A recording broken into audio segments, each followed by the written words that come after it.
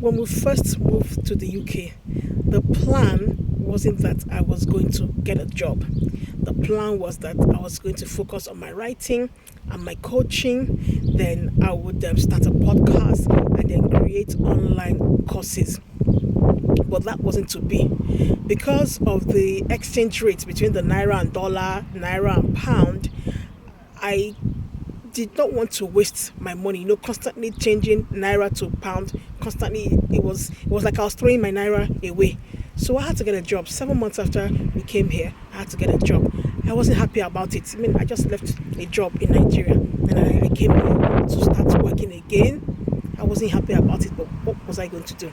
I pulled up my big girl pants and I started working. It was a very tough decision for me to make, but I just had to do it. Life can be very tough. We know with challenges being thrown at you here, there, everywhere, left, right, and center. And if you're not careful, you would end up focusing on the things that are not important. By the things that are not important, I mean the things that you don't like. I'm not ecstatic with the idea of working, having to clock in somewhere every day. I'm not in love with the idea. But I trained my mind to see something or some things about the job that I liked. I'm a people person. I'm not an extrovert, but I'm a people person, meaning that I like people. I love people. I like to understand how people work, what goes on in their minds. I just like to understand what's happening in people's minds. And the job that I do, has something to do with that. So I looked at that aspect of the job and I found something to like about the job. The title of today's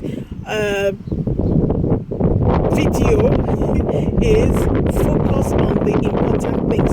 Welcome everybody, welcome to Living by Design with me, Ngozi Jason.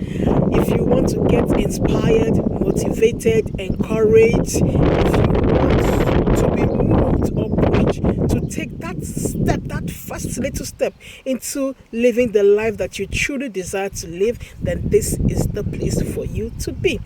So, I was just talking about how you should spend your time not thinking about the things that you don't like.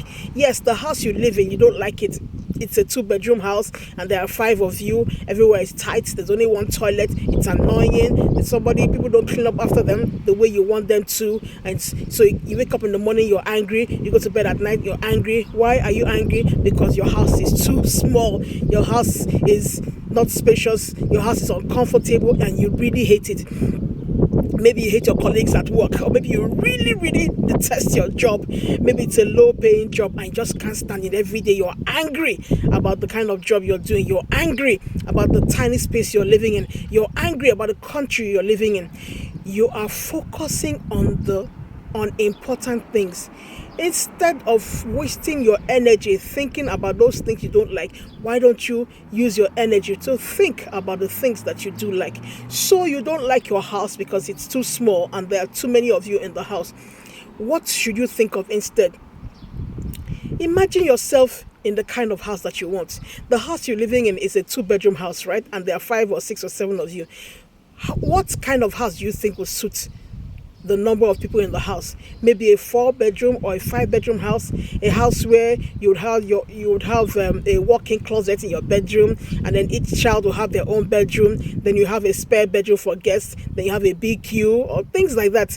You want a house that has a garden. Begin to think of that, and as you think of it, keep the image before you. Anytime you find yourself getting irritated by the tiny space and the cramped accommodation, you stop yourself right in your track and say, no, I'm not going to think about this. And instead, you begin to think about what you do like and what you do want. So you don't enjoy working. It's not like you're lazy. You're not a lazy person, but you don't enjoy your work. So, and you're not motivated.